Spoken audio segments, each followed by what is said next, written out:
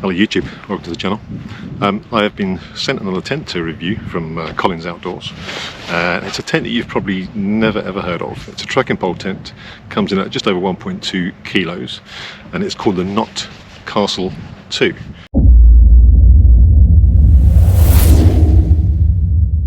So the outer tent comes in the smaller package. It is really quite tiny. Weighs 570 grams for the outer. You can use this just as a tarp if you wanted to. There are many different configurations and how you can put this up, and I'll stick some pictures up on the screen now so you can see that. But essentially it's an outer pitch first tent, and then obviously the inner, which is in the larger bag, which is pretty much all mesh. But I'll get it up now and I'll show you how it works. The material is 20D double silicon nylon, so it is a bit like a Lanshan Pro, where it is silicon on both sides, inside and out, which does mean you have to seam seal it. So I have seam sealed this. I don't know how good I did it, but first time. So this is fully seam sealed now. I'm not expecting any rain tonight, so I shouldn't have a problem with it. But I'll pop it up and I'll show you what it looks like. So basically you pitch out the four corners to start with, as you do with most tents, particularly this style.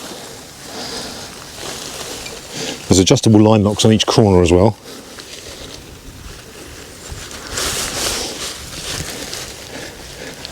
I don't know how well this shows on screen, but it's a pretty big tent. It is 3 meters in length and I think 2.4 across. I'll confirm that on the screen. Then once that's pegged out, we put the trekking poles in. So I'm going to set these to 125 centimeters, which is the same as what I have my Lanshan set at. Once it's up, I'll then adjust it and play about with it, get it right.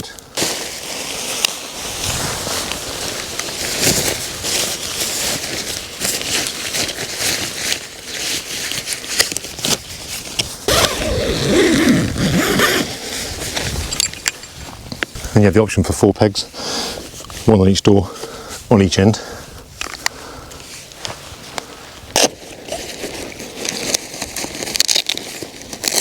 There's actually 3 Velcro stick down points for the storm cover and the zips as well.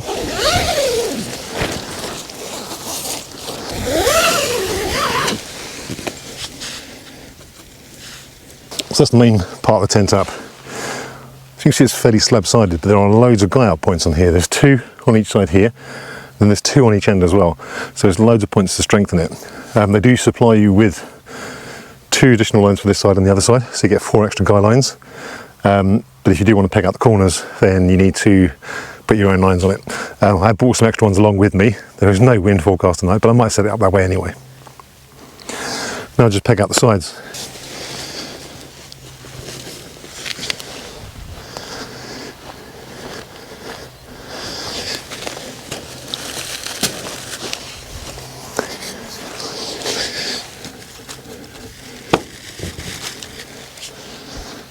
So that's the main structure set out now. It is a bit loose and flappy up here, but I've got to pull this guy line out and I'm on the other side. And so you've got 2 more on the corners and in the centre. So I think it's going to be a pretty sturdy tent, even though it's fairly slab-sided on one side.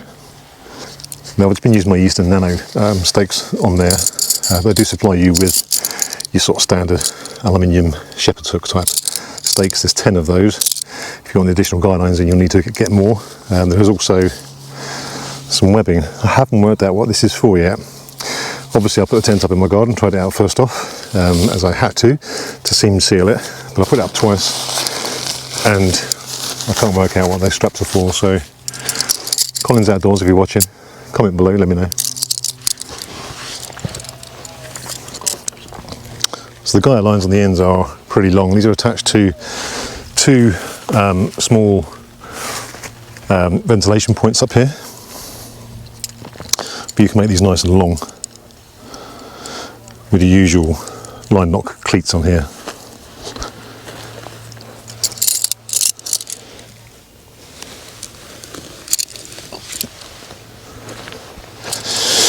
I'll probably need to adjust the poles on inside just to get it straight.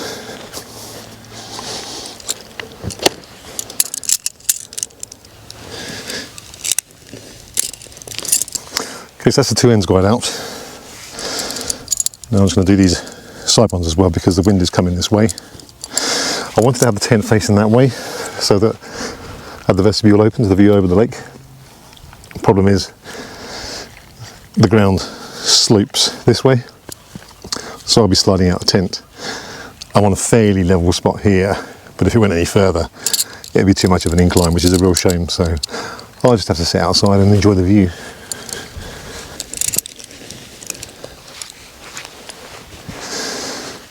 So you can see now this has really pulled the outside out, so it's going to give you a lot more strength against the wind, but also a bit more space inside. I'm going to now move this a bit further away, just to keep it straighter. I'll do the same on the other side. Okay, so that's the basic structure set up now. So the width from there to there is 2.6 meters. So it's a pretty big tent, and 3 meters across. It reminds me of a tarp tent, and I can't think which one it is. But I think the tarp tent, the poles go diagonally, so it gives different headroom at different sides. The zippers are very smooth. I don't think they're YKK, I'll double check that and put it on the screen. But what's nice is you actually have a two-way zipper, so you can just open the top for a bit of ventilation if you need. You don't often get that on budget tents. So I'll open this up and take it inside. Okay, so as you can see, in its tarp configuration, there's tons of space. I can put my arms right out, laying down. My feet are 2 feet away from the end, and I can just reach the other end. So there is all the space in the world. Sorry, showing you my gut there. Really is a spacious tent. Now when you put the inner up, basically you have to drop the pole down and put the pole through the inner, and it goes through a hole inside the inner and then ties up at the bottom. I did find that the inner hangs a bit too low, so when I'm lying down it's a bit close to me at the side. But if you sort of pull it up and tie it up higher, it pulls it. It does make it quite close to the fly then, which makes me concerned about condensation getting on it, but we shall see. So the inner comes with these bungee cords and little carabiners, these little spring-loaded carabiners. So they clip to the outside of the tent to give maximum tension across, and then the pole goes inside through the hole. So I'll pop that up now and I'll just show you when it's up.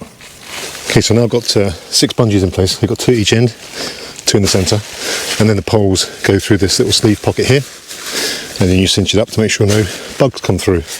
You then lift this up and you have a pocket where the handle of the trekking pole goes into. As I say, this sort of hangs quite low, but what you can do is just double it up a bit, pull it over, so it lifts the mesh higher up away from your face, but then brings it closer to the fly. So we'll see how it works. God, I'm sweating in here.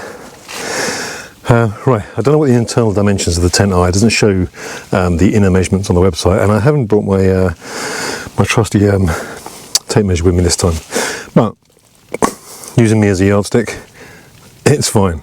So at the moment my feet are nowhere near the end, and I've got a foot ahead of me, above me. The only issue is the pole. Now I can move this over a bit. It doesn't have to be in that position. I think that extra strap of ribbon is to tie between the 2 poles to give more strength between them.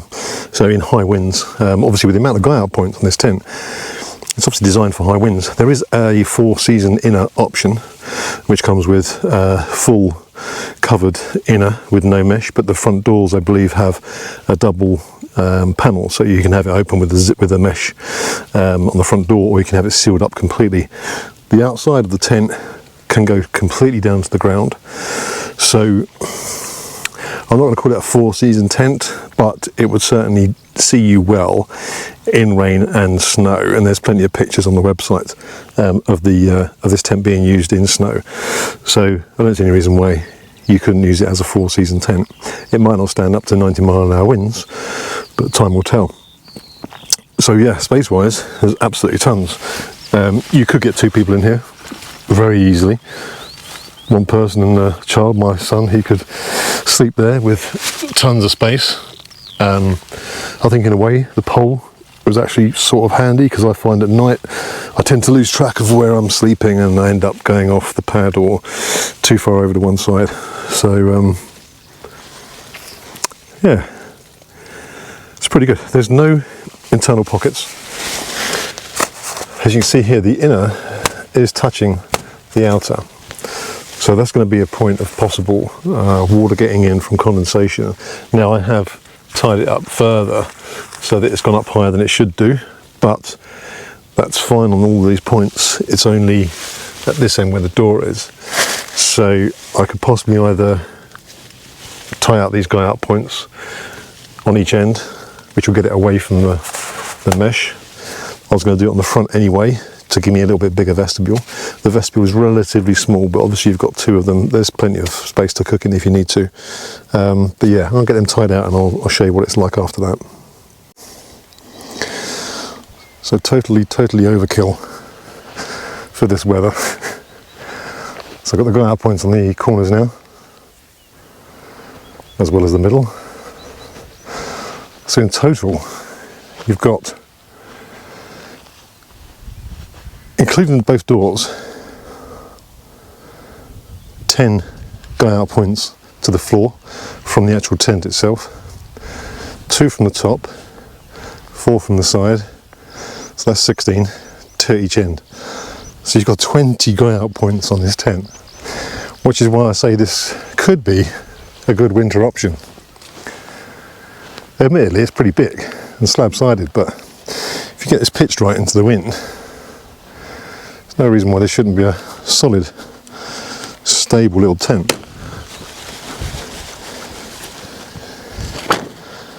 I haven't got it tied up fully, but this just gives you an idea. Okay, so this is it in pretty much storm mode. It's down to the ground. I have adjusted it outside, used the guy out points as well to try and pull it away from the mesh. It is still touching just up in this corner. Now this may be the way I've pitched it. This is the first time I've properly pitched it. I just tried it in my garden. This side it's nowhere near, but here it's touching, so I think I may have it just too far that way. So it might be that I could pull the inner back towards this end a little bit. I can't envisage there being too much of an issue with regards to rain, wind and snow coming in tonight, judging by the sweat on my forehead. But I will need some ventilation, decent ventilation, and there is only the 2 small points up at the top corners. I need to mention there is no hook to hang a lantern from, which is a bit of a shame. The top is actually very taut against there as well, so I'm going to change the outer. I'm going to loosen it, raise the poles up higher, put them inside the pocket on the inner mesh, which will separate it from the outer, and then extend it full height, so I've got a good through flow of air coming in, because at the moment I need it. It is dripping off me. So before I flood the inside of the tent with sweat, I'm going to go and do that, because it's nicer outside than it is in at the moment. Okay, issue resolved. I've literally spent 2 minutes just loosening the outer guy lines. Come inside, I've dropped the pole inside the little sleeve at the top, extended it to its max. My poles go to just under 140, 135, 140. So I've done it on both poles, extended them out fully. Obviously headroom is even more now, tons of space. There's a good foot above my head. And there is no way the inner is touching the outer now. There's a massive gap on that side, 8-inch gap on that side, plenty of space. I can feel the difference actually inside now, just having the sides raised up. There's no breeze, but there's obviously fresh air coming in. So yeah, that made quite a bit of difference. So if you're not going to have it in, full lockdown storm mode, which obviously you can do, similar to the land show where you can lower it, get it right down to the ground so you don't get driving rain and wind and snow come in, then there is that option. Otherwise, nice and high, get full ventilation on it. So what are my thoughts on the Not Castle 2 tent? If you want a lot of space, light pack weight, small packability as well, and something that could see you through 4 seasons, then this could be a very good option for you, particularly on a budget. It's similar to the reason why I bought my One Tiger Smoky hut when I first started camping. Tons of space in it. You know, I could literally almost walk about inside. It was that spacious, with enough space for 2 people inside it. It only weighed 1.8 kilos with the pole. This is just over 1.2. Yes, you need trekking poles, but 9 times out of 10, I tend to bring mine with me, whether I'm using a trekking pole tent or not. So it negates that extra weight, but you can get trekking poles for a few hundred grams now, so depending upon how much you want to spend. Pros and cons: it's very lightweight, small pack size, budget friendly. You've got an option for a 4-season and a 3-season inner, so realistically you can use this tent all year round. Maybe not extreme conditions up on top of Ben Nevis or something, but for general wild camping, great budget tent. Loads of space inside it, plenty of headroom, room for 2 vestibules, 2 entries, 2 exits, 2 lots of storage. So from a space perspective, fantastic. Space, weight, price, pack size, ticks all the boxes. Cons. I'm finding that the guy lines on the guy tensioners at the bottom, if you pull really hard, they'll slide out. Now I think that's to do with the lines as opposed to the line locks. So I may change them out. If they got wet, I think they'll be fine. But I think where they loop under and over, they get crossed and then they get pulled back if it gets really, really tensioned tight. So you need to keep an eye on that. There's no interior pockets, which is a shame. There's so much space in there. Easily put 1 or 2 pockets in there. And there's no lantern hanging point. Admittedly, you've got your trekking pole, you could hang it from the trekking pole. I've got a carabiner in my bag, but a little hook, again, wouldn't cost anything just to add that on. It'd be a nice little touch. The fact that it's got 2 vestibules is a big advantage, because if you want to cook inside one of them, if the wind comes from the side, you just keep that door closed. If the wind comes from that side and changes, you keep that door closed. If it comes straight towards you, you can swap around and go out the back and cook from the back of the tent. So handy little design, I think. Obviously very similar to, again, a Lanshan 2, but in a different format, sleeping lengthways rather than widthways. The double zip, I think, the 2-way zipper is a great little addition on this tent. Not many tents, particularly of this budget, have that. So for ventilation, it is very, very handy. I do find though the string on the zip is quite long, and when I reach up inside to close it, I pull both zips down, so I end up venting it and opening it at the same time as closing it. So you just have to watch that, but it's just something to get used to. Maybe you could shorten the string or take it off altogether and change it. So final verdict, I'd give it a good 7 or 8 out of 10. It's a decent tent, especially for the budget. If you do want to buy it, I will put a link in the description below. As I said before, this was sent out to me by Camperlist, so I'm not paid to do this review. It is my honest opinions on the tent and how I think it feels. I will sleep in it tonight, and I will give you a final verdict in the morning as to how it fared. But from what I've seen so far with it, it's a great tent. So if you do want to buy it, I'll put a link in the description below. So I'm not paid to do this, but it is an affiliate link, so I may get some commission if you purchase it from there. Fly buzzing about, but it doesn't cost you any more. I've only found it on Collins Outdoors, don't see any other website, and there is 0 reviews on YouTube on this tent, which makes you think, is that a good thing or is that a bad thing? I don't know. But if you want something a bit different, which I like to do, I like to have something a little bit different from everyone else. Everyone has the same tent.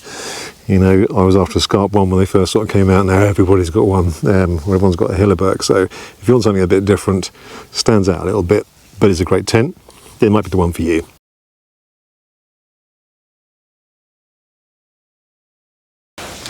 Good morning. So, the Not Castle 2. How did it fare? Pretty good. There was no wind last night at all, and it's fairly clear of condensation. There's a tiny little bit and that's it, but there's been such differences between the heat from last night, how it was when I got here. It was boiling, it suddenly went very cold, and it's sun out again, so it's nice and warm. So yeah, the condensation was really good. The space inside was great. I had a decent sleep. I will say another little con adding to my list from yesterday, the zips, they are a pain to get the centre zip up. It pulls the bathtub off the floor. It could ideally do something holding the bathtub down, some kind of a small, a bit like the Lanshan has a grommet in it and the pole holds it down. I don't know how that could be fixed on there, but it's a minor niggle. It's not going to cause you any failures when you're out camping. It's just going to be a bit of a pain. But other than that, it's worked really well. So yeah, as I said before, if you want to buy this tent, there's a link in the description below. It is an affiliate link. It doesn't cost you any more, but you get decent shipping, decent service, and a decent tent for the price. So thanks for watching the video, guys, and I'll see you on the next one.